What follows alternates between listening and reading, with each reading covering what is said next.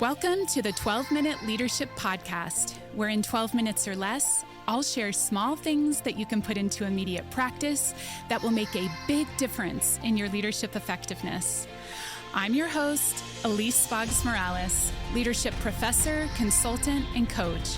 For the last 17 years, I have helped thousands of leaders level up their influence and achieve remarkable results. If you want to trade compliance for true commitment and create your dream team, you are in the right place. Get ready for a quick hit of practical wisdom to increase your team's engagement, inspire top performance, and retain your best talent. Ready to level up your influence and get better results? 12 minutes starts now. Hi everyone, Elise here. Welcome to episode 12. Have you ever shared a great idea with your team only to feel like no one heard you? Or maybe you gave feedback that seemed perfectly reasonable, but it didn't land? Chances are the problem wasn't what you said. It was how you said it and who you were saying it to. Today, we're unpacking a leadership insight that can shift everything.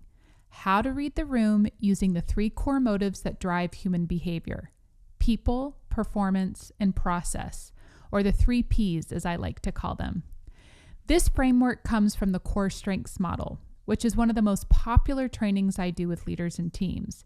And it's one of the most practical tools I've seen for helping leaders connect and communicate more effectively. Why is this important? Because as leaders, we are in the business of influencing others. And if we don't know how to read the room, we will find ourselves confused why our intended message keeps missing the mark.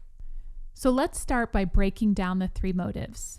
The first is people motivated, represented by the color blue. These are your relationship-centered teammates. They care deeply about collaboration, harmony, and how everyone's feeling. You'll often hear them ask, how will this affect the team? The second is performance motivated, represented by the color red. These are your results-driven players. They want to move fast, win big, and make a measurable impact. They're asking, what's the goal and how do we hit it? Third is process motivated, represented by the color green. These are your detail-oriented thinkers. They value logic, structure, and getting it right the first time. They're asking, is this fair, accurate, and well thought out? Every person leads towards one of these or a blend, and as a leader, you have to listen for it. For simplicity's sake, I won't focus on all the blends in this episode. Even though myself, I am one, I'm almost equal parts performance and people. So now that you're familiar with the 3 motives, let's talk about how to read the room and, more importantly, how to respond. If you're talking to a people-motivated person, a blue, they'll use words like connection and support. They care how decisions impact relationships. I also notice their desire to talk and connect before diving into the task at hand. That's a sure way to spot a blue. So you might want to ask them about their weekend. To connect with them, you also might say, here's how this change will strengthen our team culture, or I want to make sure you feel heard as we move forward. They respond best to empathy, warmth, and inclusive language. Also, appreciation is one of their love languages, so be sure to give them regular and specific appreciation. Let's switch gears. If you're talking to a performance-motivated person or a red, they'll want you to get to the point and quickly. They might interrupt with ideas, challenge you, or ask, what's the ROI? To connect with them, you could say, this strategy would help us beat our Q3 goal by 15%. Or, you're someone I know who gets results. Here's how I think this aligns. Keep your message fast-paced, goal-oriented, and confident. Be brief, be brilliant, be gone. Unlike our people-motivated blues, reds want to get straight to the point and skip the small talk. And finally, if you're talking to a process-motivated person or a green, they likely ask a lot of clarifying questions. They want to think things through. They don't mind pushing back if something seems unfair or unclear. So with them, you might say, let me walk you through the steps we've mapped out. Or, your eye for detail is going to be critical in making this work. They appreciate when you show your work, use logic, and avoid hype. Where reds want to get it done, greens want to get it right. So what happens when you miss the motive? We've all had moments where we've missed the motive. Here are a couple of examples. You try to fire up a process-motivated teammate with passion and they just blink at you. Or you send a 5-paragraph email to a performance-motivated leader and they never read it. Or you come in hot with data and your people-motivated team feels cold and disconnected. Here's the truth.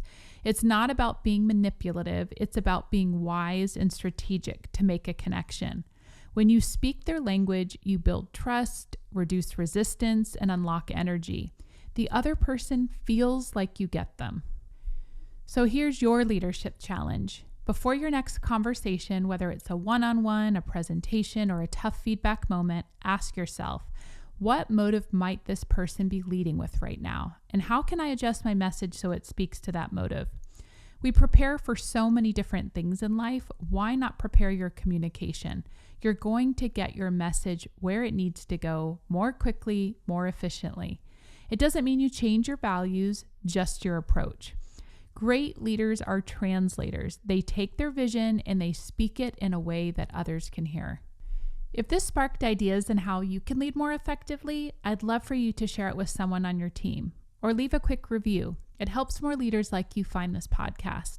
And if you want to go deeper into how core strengths could help your leaders and teams work better together, check out my website at eliseboggs.com/training for more info.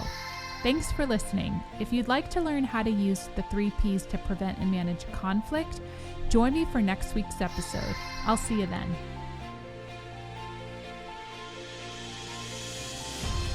Like what you heard on today's episode and want to go deeper?